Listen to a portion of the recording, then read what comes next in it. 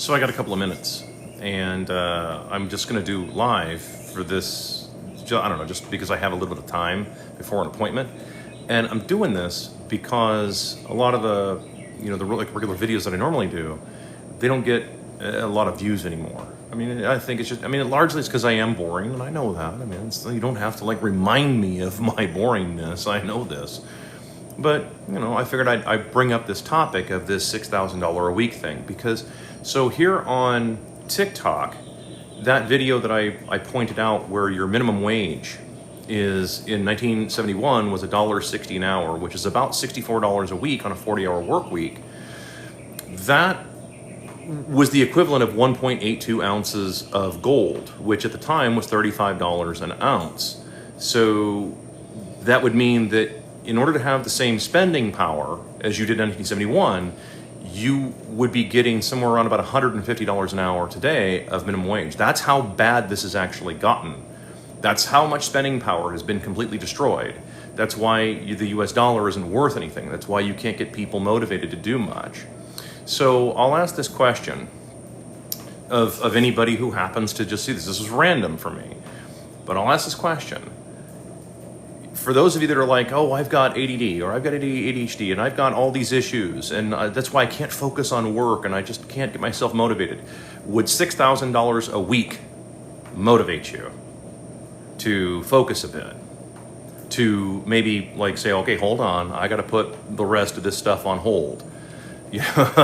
Would you be, would it change your perspective on what you're doing for work? Probably. I know it would for a lot of people. They would go, hold on, now I can actually afford to do something with it. Because see, what good is it to try and set goals if you can never achieve them? Right? So this is a problem. This is just how people are. People want to set goals and they want to be able to achieve them. Now, you can go too far with this and set a goal so high that you'll never achieve it. You can do that, and then that'll just frustrate yourself. But if let's say that you're an average American and you decide, okay, I'm going to set realistic goals, that are a stretch, but they are actually achievable if you are willing to work. Okay, so you do that, and then the same goal hasn't changed, keeps getting further and further and further away. It's not that it's getting further away. It's that your currency is becoming valueless. It's losing its spending power along the way to your goal. Okay? That's where that video came from. Now, that video, of course, over on Birdsite exploded and went, lots of people saw it. But here on TikTok, almost only maybe 1,000 people total saw that video where I pointed this out, that is, the math is correct. You can do the math with me. You can walk through every step of the math yourself, and it's basic math. It's not difficult. That if you take 1.82 ounces of gold and you times that by basically $3,300 an ounce, which is what it roughly is today, that's $6,000 a week. That's your spending power that's been eroded. So I'll ask it this way. Let's say that you're a younger American. You're, I don't know, under 50, 50 and under, okay? Which sounds like, well, that's older. Yeah, but not anymore nowadays because it's taking progressively longer to do anything, to get anything done in this world. So if you're a younger American and you set a goal to hey, I want to own, a house with a yard and so on. You set that goal and it just keeps getting further and further away. Well, how achievable does that goal become if you're earning $6,000 a week? Even with the taxes as high as they are, even with the ridiculous taxation that we have now, which didn't exist in 1971, how much different would it feel to be able to achieve those goals? So in other words, if you're able to set a goal and then be able to achieve it, well, then that feeds on itself. Then you set a new goal, right? That is a very normal, healthy existence for human beings, is to set a goal and achieve it, set a goal and achieve it. That's normal. That's actually where happiness comes from. The progressive realization of a worthwhile goal of some kind, something that you want to do, whether it's playing guitar well or owning a nice home that you take care of your yard or something like that, right? That's how that works. So does that kind of make sense? And so I wanted to expound on that topic a tiny bit because over here on TikTok, And I already see, like, I mean, like, again, I'm not delusional. I realize that most people will never see this stuff. But yeah, I mean, like, it's an important topic, and it doesn't seem like that there's a lot of people that are especially willing to take the time to really explore it and see what's happened here. And I think that if you take the time to look at the valuation of your currency, and more people are starting to do this. They're starting to get an inkling. They're starting to get the idea that, like, maybe the money isn't worth anything anymore, the dollar in particular. And on the broader sense, even internationally speaking, pretty much all of the fiat currencies, whether it's the pound, the euro, the yen, the rupee or the ruble, or like all these currencies they are literally conjured from nothing, and they have no mathematic or intrinsic value to them whatsoever, which is causing all of these problems for the average person. Remember, average person wants to set a goal and then achieve it. That is not unrealistic to do something like that, especially when you're younger, right? Younger people want to do this, and it's important to do that for younger folks. You know, if you have kids, you want to teach them kind of that basic idea. You can screw a lot of things up as a parent, but if you can teach them to kind of set a goal and achieve it, and show them what a quasi-healthy relationship looks like, you can screw almost everything else up, and at least they're probably going to be okay, right? I mean, because, you know, you're just as human as anybody else. Just like your parents screwed everything up, and mine certainly did. You know, for what I remember of them. I mean, I was a little kid at the time, so I couldn't tell you what they're like after that. You know, because I was raised by a pack of wolves. But as far as like most people, right? You know, we eventually realized that, yeah, our parents were kind of messed up. Well, it's the same is true for you. So you want to teach, you know, but if you can teach a few things like that, just a handful of base things, one of which is goal setting, well, then that actually helps. So I just thought I'd jump on here and point this stuff out. So let's see here. Hold on here. We've got, somebody says, somebody said, what up? I don't remember if it was a Pissmaster somewhere.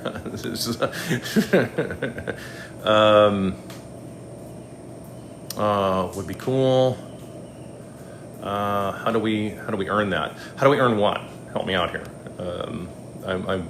Give me a bit more context if you wouldn't mind. Let's see here. Hold on here. I'd roll into work with a giant smile on my face every day if I could get 6,000. Yeah, that's what I'm saying. And that's my point.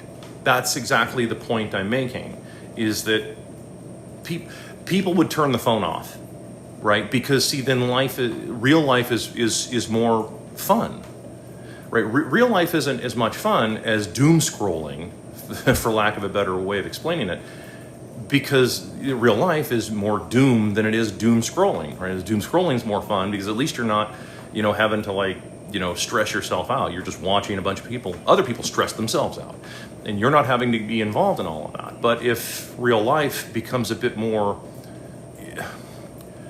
pleasant, right? And not all aspects of life. And again, that's unrealistic to even suggest that. I've covered that on many occasions in previous live streams and in videos. Like, you would not want a perfect world. Nobody would ever want that. That would be hell on earth. You would absolutely not want to have a perfect world. No, what you want to have is a realistic world, and something where you can actually set goals and achieve them, but they have to be something that you can actually achieve and not have them constantly taken away from you. I think of it like Charlie Brown with the football, where Lucy always pulled the ball away at the last possible second, and then that's, you know, but he always thinks that, like, well, this time it's going to be real, and like that's the problem. It's one of the issues with the immigration issue that we're seeing right now. Like, you've got a bunch of Americans that are saying, okay, hey, it's our turn now, right? Like we get to see our wages come up, and we get to do these jobs and all these businesses, and we actually get, you know, we get to be Americans. We get to own property in the country we're told is ours. This is particularly hitting young men pretty hard. I did a video on this yesterday, and I get a bunch of grief from that too, from people. It's weird. Like, just the number of people who chime in and say, no, you're just doomsaying. Like, I'm really not. I'm trying to, I'm informing you. It's sort of like, you know, hey, that building's on fire. Shut up, you're just blackpilling. No, I'm informing you there's a building on fire and that we should probably go do something about it. Like, you know, you're just being negative. This is just, you know, like, what do they call that? Like, you know, you're just negative speaking. Like, no, I'm informing you that there's a building on fire, and there's no saving that building, but we can probably maybe save the other buildings if we implode the one building, right? And so, and try and like snuff it out to save the other buildings, maybe, right? It's just, that's all it is. It's just me pointing this out. But like, I'm not trying to speak in a bunch of doom. I'm just pointing out like this is what's happening. And if that's what you're taking it as, well, it tells me more about you than what I'm saying. In other words, you missed what I talked about. So, no, I mean, that's just part of the deal. Like if you're able to go out into the real world and you're able to actually achieve something on a reasonably consistent basis and not constantly have your currency eroded and taxed into oblivion, that's another problem too. Because remember, insurance premiums, taxes, inflation, and interest rates are all controlled by the same folks. It's the same batch of people that have controlled this every single time. It's just the same people. It's the banker class. It's the people who put themselves into position in finance.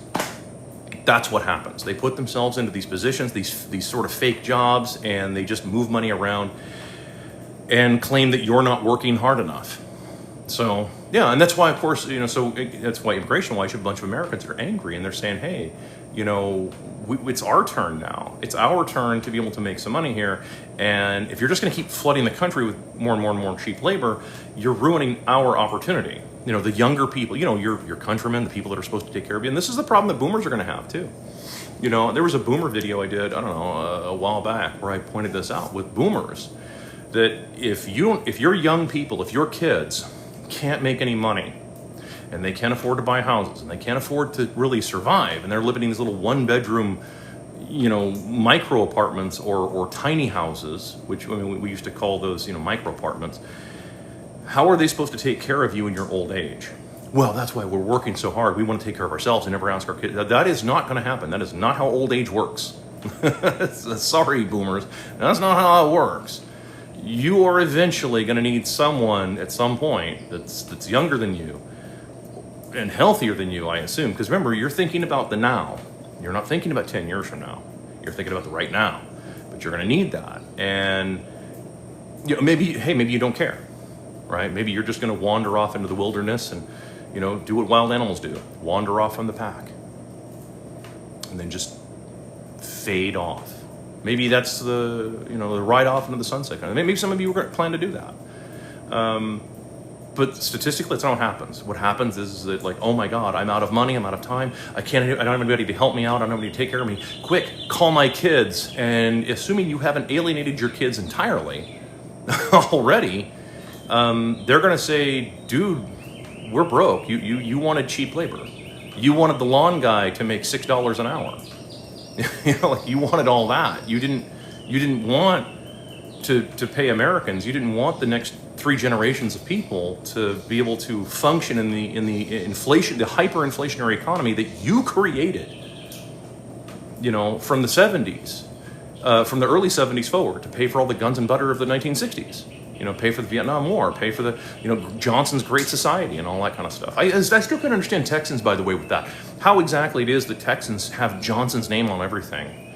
What a scumbag. Why would you put his name on everything? Oh, dude, you should be renaming all those streets and airports and all this other stuff. The dude was horrible.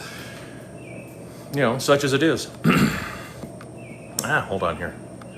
Somebody was, let's see here. The big print. What's going on? I'm actually just had a few minutes and I'm doing this. But it's your own fault and we allowed it. I guess, yeah. It's nearly impossible getting a decent job out in college. Yeah, that's what I mean. It is a problem. And part of that is because, let me address that. Because the thing is, I actually addressed that in another video, and then nobody ever hears it. People remember 10% of what you tell them. And in today's world, I think it's maybe 1%. It's probably not even close to 10. It's probably like a tenth of that now. People remember like 1% of what you tell them. But the other problem that the U.S. has is that it is a shrinking demographic. That's the truth, right? What's an economy? An economy is just people. What's a market? It's just people. And if you have a shrinking market of people because you're not having as many kids, which is that's a reality, birth rates ebb and flow, and we're on the backside of that. And so you're going to have an automatically shrinking market, which means there isn't as many jobs to do. What's supposed to happen is that prices on everything are supposed to be dropping drastically because of that. Because there isn't supposed to be a huge demand. The bankers and everybody, they keep pumping this demand, like, oh, there's demand, all this demand for housing. Yet there's buildings and houses empty all over the country. I live in Houston, Texas. You're not gonna BS me on this one. I drive right down the 8 and I can look at all those office buildings and you can see through all of them. They're empty, they're boarded up. And we're not talking about 1 or 2 buildings. It's dozens of buildings, of whole buildings that are just sitting empty because there's not enough people to go into any of those buildings. And if you think housing is well, that's different for, no, it's not. It's not, I assure you. Especially if you deport all the illegals. You deport all the illegals, assuming you actually could pull that off, there would be housing everywhere. There'd be nothing but housing, and prices would drop drastically. That drastic price drop would completely destroy all of the bank's balance sheets. All those people who lent all that money would not be getting any more payments anymore, because you would do what anybody else would do. If, let's say that you owed 500 grand on your house, and now the market says that your house is worth 20,000 bucks. I didn't stutter. I didn't misspeak. No, you owe 500 grand on some house, and now it drops to 20,000 bucks. Are you going to keep making payments on that $500,000 house? I would look you square in the eye and say you are a fool if you keep making those payments. No, you're better off taking the keys back, dropping it off at the bank and saying, dude, this is your problem now, and then going right next door to the next house and then paying $20,000 cash and then having no payments. You're better off. Put the house in an LLC name or something like that so it can't be attached, and let the bankers deal with it. Let them eat that. Let them eat all those problems. And they know that's what people will do. They know that's what lots of people will do. That's what virtually every landlord, slumlord, rent seeker, that's what every one of them would do. Especially if you can no longer get those rents anymore. So, I mean, let's say you're a slumlord and you've got all these houses, you've got all these doors you got to fill, and now there's nobody there to support all of that. And you've got like $2,000 a month payments on all these houses. And now you can't even get 200 bucks a month for it. You're going to do what every other slumlord would do, which is go right down to the bank, drop off and now you can't even get 200 bucks a month for it. You're going to do what every other slumlord would do, which is go right down to the bank, drop off a big. This is your problem now. I am not doing this anymore. You go ahead and do this. So, but yeah, so that's part of what's happening with the jobs problem. You want to go to college, I was told. Yeah, I know that's a common problem. Every Gen Xer heard that. Everybody growing up, myself included, like all of us heard that. We all heard, oh my God, you're going to live in a cardboard box if you don't go to college, and it's like, that's just not true. How do you reconcile Japan? What do you mean? What context? As far as their birth rates declining, Japan has a lot of financial problems as a result of that. If that's what you're talking about, I mean, Japan has a ton of problems. They actually have lots of empty houses there too. Like I see these videos every now and again. It's like, hey, move to Osaka, Japan, and you can buy this house for like $10,000 as long as you'll fix it up. Like, yeah, I mean, it's stuff like that. Comments on the $1,000 baby plan. I think these guys are nuts doing that personally. I did a whole video on that whole thing about paying people to have kids. That if you have people that are getting, that is the worst possible. Nothing says breeding program like, hey, we'll pay you money if you have kids. I mean, you might as well just open a puppy mill at that point, because it's kind of what it comes across as. Hey, we'll give you money if you have kids, if you breed. That sounds like a breeding program, right? The reason you have kids is because you genuinely want to impart a piece of, not to get all, I don't want to get too far into this, but because of who you are as a person, and because you are, I assume you have some kind of connection with the person with whom you're breeding, you two of you decide you want to bring a new life into this world, not for money. Right? Like that just seems weird to me that somebody would want to do that just for money. And somebody who would do something like that for money, I don't know, that seems like a bad idea. Detroit, yeah, Detroit's a good example of that. I've been through Detroit, actually. So it seems having Immigrants would help with demand. Well, that's the problem. That's the theory behind it. Is, well, we'll just flood more people into the country, and then that'll help demand. Except it doesn't, because a lot of them ship all the money back to their respective countries because it has more purchasing power in their countries, because the U.S. has allowed it to inflate. Other countries, their currencies are worth less, right? So it works better for them to do. It's similar to a carry trade. They're trading their work and labor here in the U.S. and they send the money back to their country, and where it buys more, right? It buys more stuff in that country, and that ruins the domestic wages, because domestic wages here should be like 10 times what they are. Again, that's not a mistake. I'm not misspeaking on this. Because of the type of inflation that your bankers and politicians have created, wages should be like 10 times higher than they are. Not 2 times higher, 10 times higher. And that's what it's going to take. So every time they bring more people in, they prop up these cheap wages. They prop up all these low wages. They prop up all of this fake Ponzi scheme of the US dollar. And it isn't just the US dollar. I mean, like, other countries do the same thing. They just don't do it quite the way the US is doing it. You know, I mean, like, some other countries use it just straight up command economy idea. Like, hey, you will work for this or else. Right? So, hold on here. Hold on. Somebody gave me something. Whoever it was, thank you. I need to, one of these days, I need to actually figure out what all these little gifter badges mean. There's an interview with Tom Bellew. I hope I pronounced his name right. I don't know if I did. Did with a technologist about AI and the Fed. You'd like it? Probably. I mean, maybe. AI to me seems to me it's accessing data faster than what you're accessing it, because AI is just. I don't know that AI is going to be the dream everybody thinks it is. I think it's going to be a cool idea. I think it'll be a tool like anything else, but I don't think that it's going to do quite. It's like there was some teacher on TikTok that was talking about how the AI is kind of ruining their kids, because they give the kids an assignment, and all the kids do is just go to AI and say, write my paper for me. That's really a problem, because then not only do the kids not understand the source material at all, it makes them so reliant on what could be misinformation pushed into AI, right? It's no different than the finances. Like I said, it's no different. It's the same basic idea that if you control the issuance of the currency, then you control where it goes as well. You don't only control the issuance of the currency, you control the direction of the currency, which means that you get whatever vision of the world you want, because you can do that, but everybody else just gets dragged along for the ride. And AI isn't any different with this, because whoever's programming the AI then says, okay, this is the correct answer. Okay, but then what if it's not the correct answer, and what if it's just the answer that they want you to have? This has been a problem throughout a lot of history.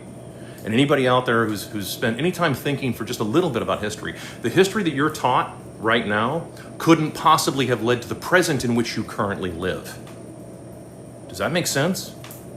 The history that you've been taught couldn't have led to this. It would have led to something like, so you're deliberately taught the wrong kind of history, and that's so that way you repeat it. It's so that you don't learn anything from it.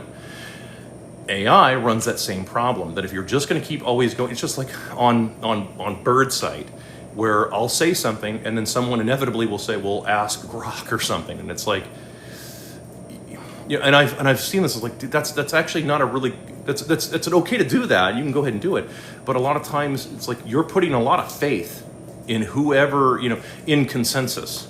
You're putting faith in consensus. Remember, the internet rewards consensus, not necessarily accuracy. Accuracy is something you have to go out into the world to find.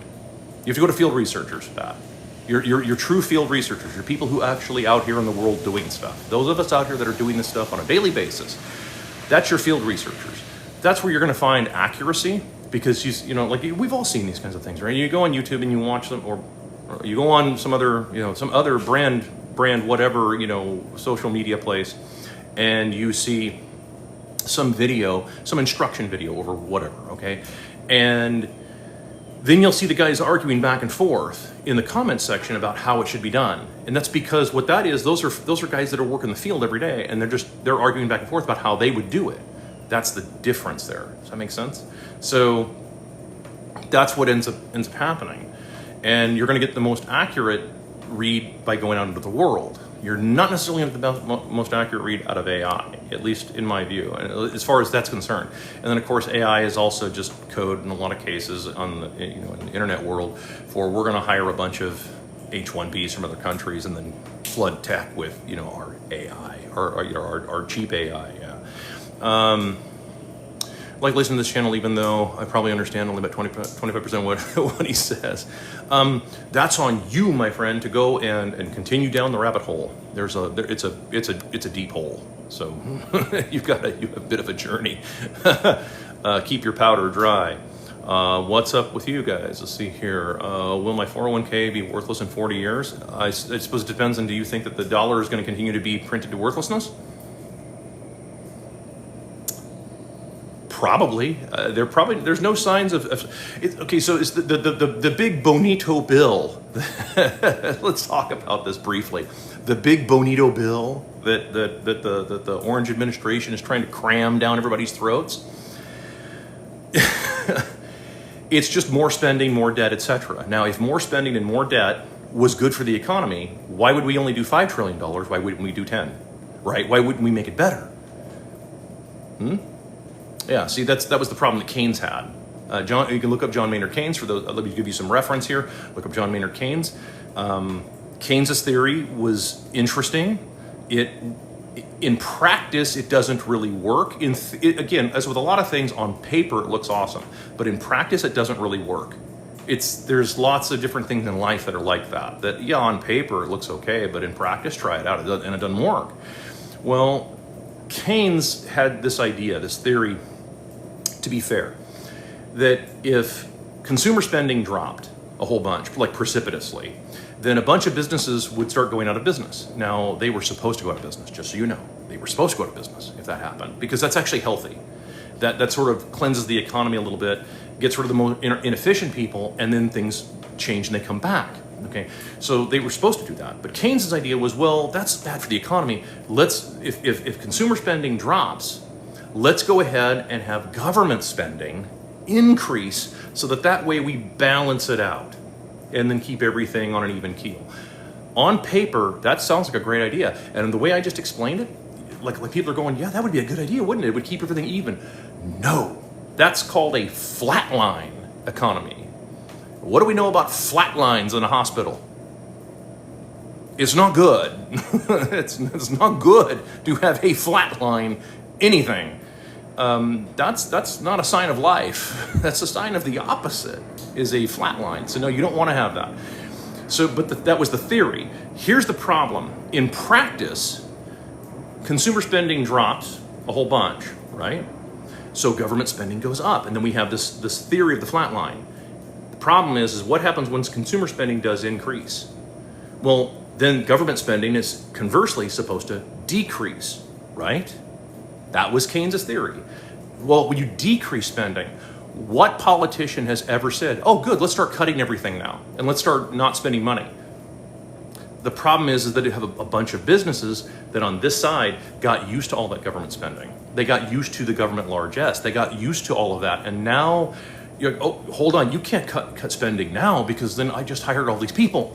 And what I'm going to do with these people, I'm going to, that's what happens. Then it turns into, where's your compassion? Where's your empathy? These people are just hired, blah, blah, blah, blah, blah, blah, blah, blah, blah, blah. That's what happens. That's what happens. That's why you don't, it's called moral hazard. It's why you don't do stuff like that. So what happens is in reality should happen is that, okay, if consumer spending drops a ton, then all those businesses that got involved in it at the last possible minute, well, then they're on the back end of the pyramid. They go out of business, and you're like, well, but what about those people? Here's what happens to those people. They learn a lesson. That's what they do. And the lesson right now, the reason why so many people don't have lessons is because they don't have the lessons from failure. Keep in mind, I don't talk about this a whole lot. I probably should. You know how engineering works? Does anybody out there have any idea how engineering works? I'm not talking about software engineering. I'm talking about like practical on earth, like bridge engineering, metallurgy, all these kinds of things, like the real stuff. Does anybody have any idea how engineering works? Engineering works like this. Somewhere, someone took a piece of metal and they put a lot of weight on it in the middle to see how many pounds it would take before it broke or it bent or something like that, to see what it would take. Then they flipped it on its edge and did the same thing to see how much pressure it would take. And they document all that stuff. That's how engineering starts. They start documenting, and they document from the perspective of failure, not from success. Okay? Does that make sense? Are you with me? Does that scan? Are you still, like that's how that works. You document it from what the breaking point is. So when you take that away, and people stop being able to learn from failure, they have no clue what they can take. They have no idea. This is how you get in some countries where look at this, they built this big, beautiful bridge that collapsed and unalived like 80 people. It's because they really didn't know what they were doing. They didn't have the actual proper specs to engineer it properly for its dead load and for use load. They didn't have the proper engineering specifications, probably because they didn't really earn the data, or there was something lost in translation. Okay, or the metal was poorly built and it didn't have the same kind of Rockwell hardness that it was supposed to have. I'm not trying to get into an engineering discussion. I'm just pointing out that's the kind of thing that happens with people. Okay, this is why this is financial physics. Okay, financial physics is a discipline that I developed. I don't know if there's anybody else out there who's really developed this, but it's a discipline that I developed, and you teach it from the perspective of how much something can take, the physics of it. And so when people stop being able to fail, they stop being able to learn. And if they can't learn, then they stagnate. And they just assume that everything stays the same. And that's why you have all these people right now running around trying to figure out how can they make everything better and how can they fix it all. Like, you're not gonna be able to fix this, not the way you're going about it. You need to let a lot of lessons be learned. And just propping all of this up with more large S, more money printing, more big bonito bills, that is not gonna solve the problem for people. And I guarantee you there isn't a politician alive that would ever say any of the stuff that I just said. They wouldn't have the guts to say that. And largely because many of them would be scared, like, well, nobody understands what the hell I'm talking about. Like, that is not your problem if you're saying that, just like it's not my problem. It's incumbent upon you to start understanding this kind of stuff, because I understand nobody's teaching this. Dude, I get it. I'm not picking on anybody, but I understand there's a lot of people that won't teach this kind of stuff, and I can't really dumb it down any more than I already have. At a certain point, I can't really go any lower, right? I'm older, my backbone can't handle that. I can't do it in limbo like that. I got to teach from what I know and from the perspective that I'm at. So, so one of the things that there was somebody who told me a long time ago. I don't know how this works out necessarily in the real world, because I'm not a big fan of the idea of IQ science. In fact, I think IQ science I still think is basically pseudo-discipline. But maybe it applies to maybe like a large swath of people, but as far as individual IQ, I think that's basically just hip-shotting. I think that you're just, I consider it almost a junk science, frankly.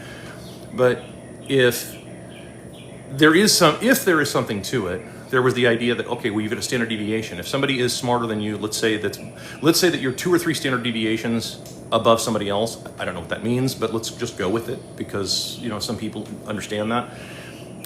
Then you're probably not going to understand what they say, right? It's sort of like the paradox, right? The 160 IQ. Why doesn't anybody understand what I'm saying?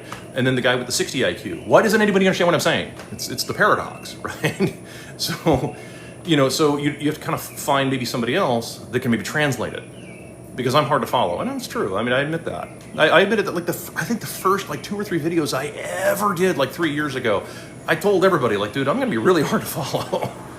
I understand that. I'm kind of self-aware, somewhat, and I know I'm going to be hard to follow. So it's going to be on you to try and really dig into this stuff, And if you're not 100% sure, either ask a question and I'll try my best to answer it.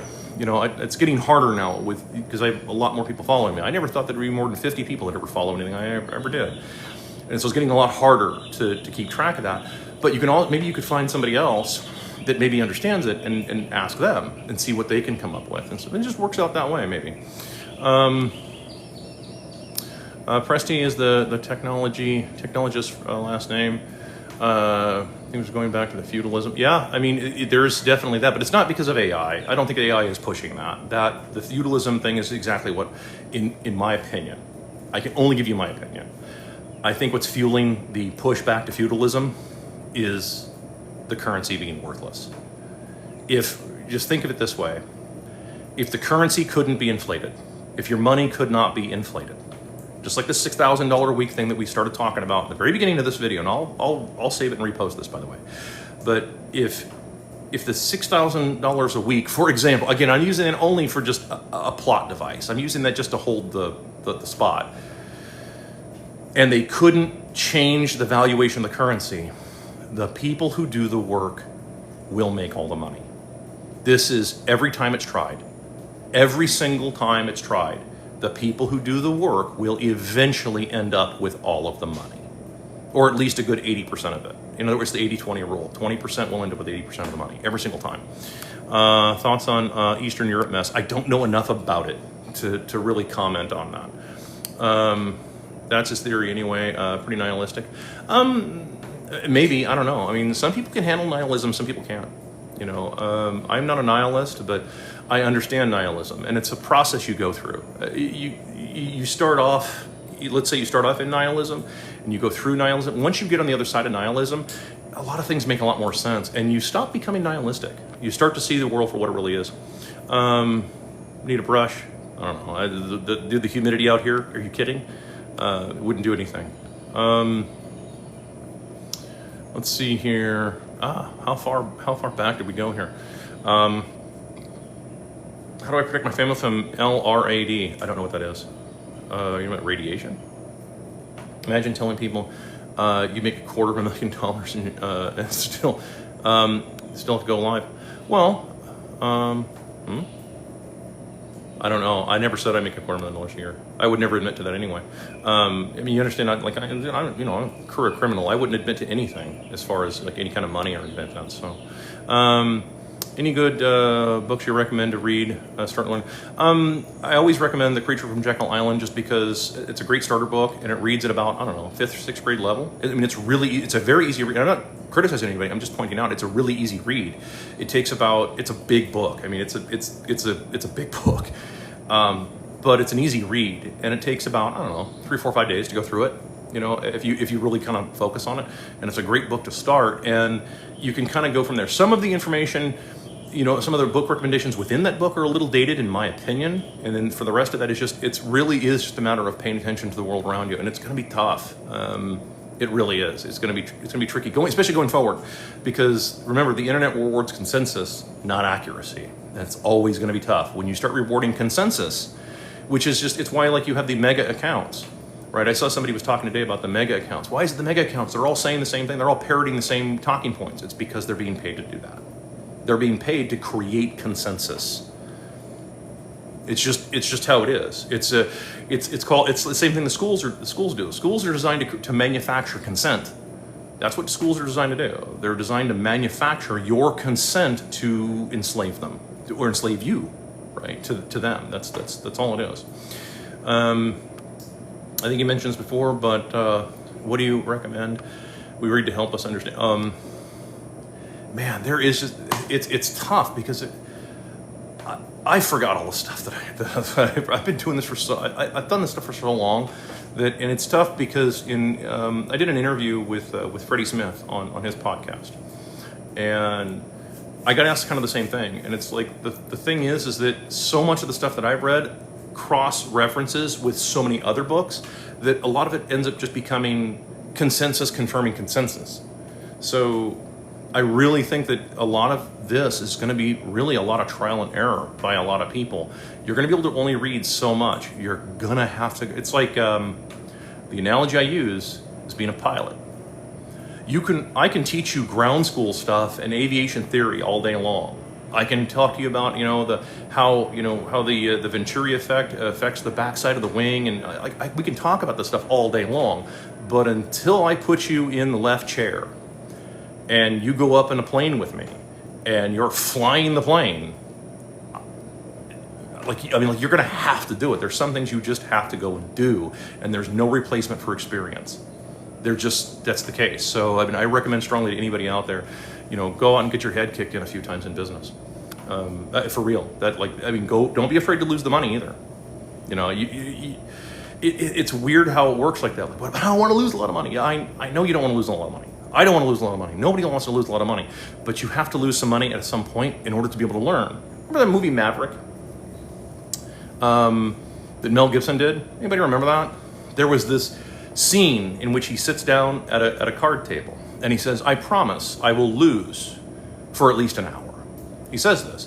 He tells the entire table that he's going to lose the entire time for an hour.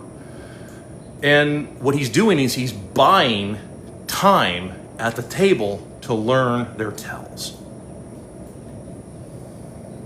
That is a true piece of actual real life right there.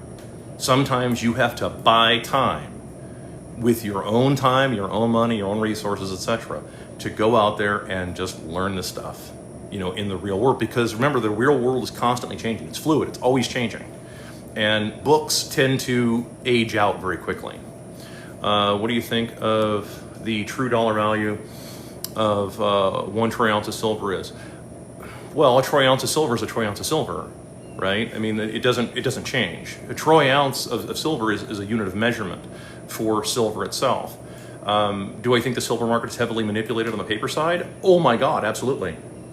Look up David Morgan for that. If you want to follow somebody on that, if you really want to follow somebody who actually knows more about silver than probably anybody on the planet, look up David Morgan or the Morgan Report. I think it's Silver Guru, I think is what he goes by. I think it was kind of a tongue-in-cheek, but yeah, I would look him up. This is someone who probably knows more about silver than probably anybody on the planet. This is someone who, that's all he does is look at silver as not just an element of the periodic table and study all of its actual metallurgical properties, but this is someone who also knows everything there is to know about mining and can probably, could bury me 6 times over in the knowledge on silver. But he's a good example. He's the Mike Maloney of silver. Mike Maloney is the Mike Maloney of gold, and I guess David Morgan would be the Mike Maloney of silver, if that makes any sense. But I would definitely look him up. But I do, if you want just my opinion, I think silver is probably 10 times undervalued, if not more. It's so heavily manipulated because it's a commercial metal. It's predominantly a commercial metal. Yes, I don't want to get into the argument with you guys about how well it has, monetary properties. Dude, I get all that. That's true. You're right. You say that as long as people continue to use fiat currencies, this can go on for a long time. That is true. That my opinion hasn't changed on that. It just means that you will work even more and more and more and more and more and get further and further and further. You'll make more dollars than you've ever made before, but you'll get further behind than you've ever been. Yeah, that's what'll happen. And it'll keep going until people finally realize that they're being robbed. That's it. Too big to fail. Yep, there is a problem with that. Some of the comments have been filtered, of course. Yeah. You are very understandable. Everything you said, it makes sense to know to what I know. Yeah, it's again, I'm not trying to just live in an echo chamber, and that's not what I'm trying to do here. I'm just pointing out, a lot of the stuff is not just stuff that I've talked about. There's lots of the people that have talked about these kinds of things. It's just that there's not very many of us that talk about this. You could have another 50,000 people talking about this kind of stuff, and it still wouldn't be enough by half. What's your best advice to young people for today's world? That is always a tough one.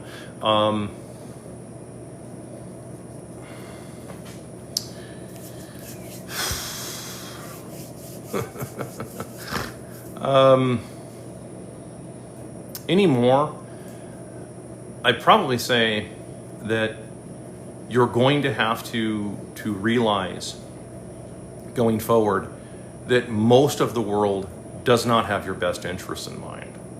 They just don't.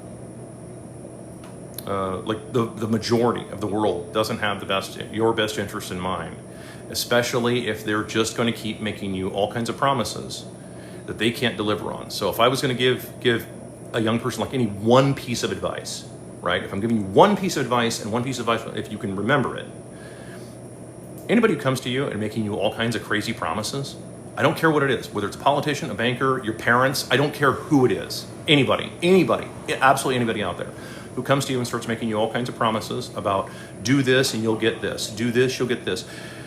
Make sure that they can actually cover that debt. Make sure that they have the ability to make good on that promise. Because you're going to find out that most people don't. Most employers, it's why we're in the situation we're in right now on the private sector. Because a bunch of employers back in the 50s and 60s and 70s and 80s made these ridiculous promises to people that like, oh, when you retire, you're going to get this, and you're going to have that, and you're going to have all these, you're going to be able to have a boat and a Cadillac and an RV and all kind of stuff.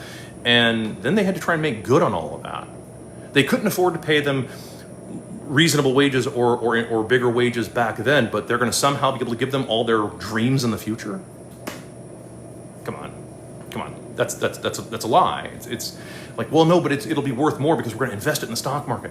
You mean another Ponzi scheme? It's just a Ponzi scheme on top of a Ponzi scheme. No, that doesn't work that way. It's just a Ponzi scheme on top of a Ponzi scheme on top of a Ponzi scheme. Make sure they have the ability to make good on all their promises. And you're going to find out that 99% of the people out there have no way to make good on this stuff. You go to work for a company, or you go interview for a company and they say, yeah, hey, if you work hard and you do your job here, you're going to get ahead. Stop and define. What do you mean work hard? What do you mean by that? And what do you mean by get ahead? What do you mean by that when you say, like, I want to put something in writing. I want something in writing that if I show up and if I do this for X amount of time and I provide, and who says that I did a good job? Because that sounds subjective to me. That sounds like just somebody's opinion. Well, what if that person doesn't like me? That's the problem. This, by the way, is how union negotiators used to back in the day when they were smart. That's how they used to negotiate. Just like what I just said. It's like, okay, if you're going to make the promise of telling somebody that they show up and on time and do a good job, what exactly is a good job? Define that. Oh, well, doing the exact job on paper that we're paying them to do. Okay, great. That means that all these gimmicks, like, well, you need someone who's a go-getter, who's going to show up and go the extra mile. Shut up. Go the extra mile. Put that in writing. What do I get if I go the extra mile? You just make that part of the job description, and then what do I get if I do that? So when you start to learn to negotiate like that, and that takes experience, most people who are 22 are not going to say any of the things that I just said. They're not. Number one, they don't have the guts to do it. Number two, they don't have the authority to do it. Authority comes with time. Authority. Here's how you know if someone has actual authority. They earned it. They didn't buy it.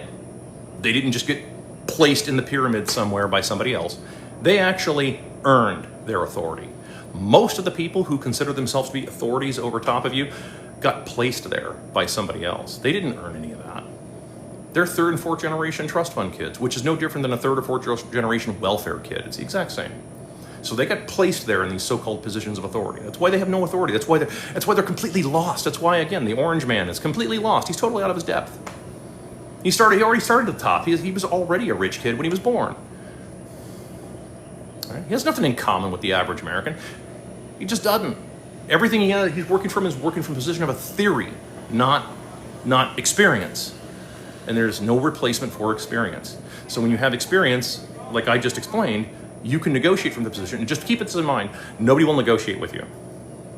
They will hate you. Everything I just said, if you actually tried that with employers, watch how quickly you get kicked out of there. Oh, thank you very much for your time. We no longer need you. The job position has been magically filled. Assuming if there even ever was a job position, because most of the time there isn't. Most of those are fake anyway. So, yeah, I mean, that would be my number one advice. Make sure anything that somebody's telling you, they have the ability to back up their bullshit. And 99% of people do not. Do you think being a mobile mechanic is a good idea? It can be. It can be if you're any good. And if you treat the business right and treat your customer right, absolutely. I try my hardest to tell others what you teach on here. Most are too educated to understand. Yeah, I know. It's a huge paradox. College degrees make people dumber because they've been rewarded to regurgitate a bunch of stuff on paper that may or may not be true. It's a big problem, right? It's coming in. See, let me think about it like this. What if you came into, this is an old story, but like you come into a movie halfway through it or thereabouts, right? Somewhere in the middle of a movie. You have no idea what's going on. You rely on somebody there to explain to you what's going on, right? You have to rely on somebody else. Now, what if that other person wasn't paying any attention?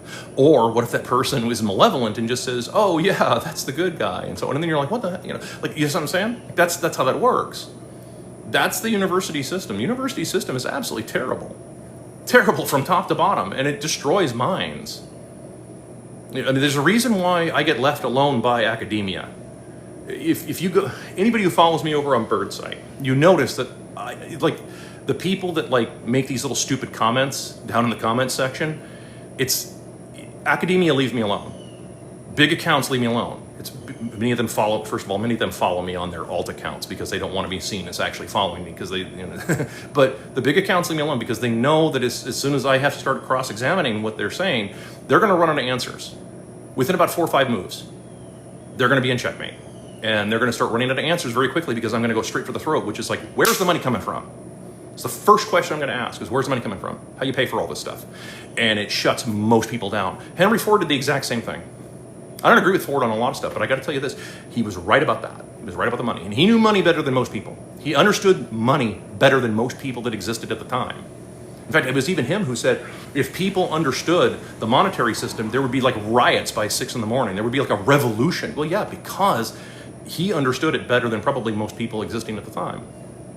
He had access to that kind of information. He also had experience. There's that word again. And so when you start to think like that and you start to develop that kind of experience, you shut people down just very quickly. Just by asking them simple questions, like I said, how are you going to pay for this? How are you going to pay for this? You're making a lot of promises that you can't cash. You're writing a lot of checks that are not going to clear the bank. So how are you going to do this? And that's how you do it. So yeah, the hyper-educated people, there's nothing you can really do for them. They have to hit. It's just like junkies. They have to kind of arrive at their junkiism and realize that it was like a big mess, and they're like, oh my God, maybe it's time for an agonizing reappraisal of this entire situation. They have to arrive at that. You can't force them. You can't.